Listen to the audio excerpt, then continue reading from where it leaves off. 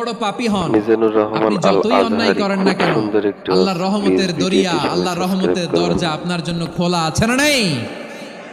জায়নামাজটা বিছিয়ে দেন, চোখের পানি ছেড়ে দেন, 2 রাকাত নামাজ পড়ে সেজদায় লুটিয়ে পড়ে কাঁদেন। যত গুনাহ আপনার হোক না কেন, আপনার গুনাহ মাফ করে কবুল করে নিবে কে? মুবাশশিরাম বিরহমাতিল্লাহ, বিশ্বনবী তিনি সুসংবাদদাতা, বেয়ারার অফ গ্ল্যাড টাইডিংস, সুসংবাদ দেন।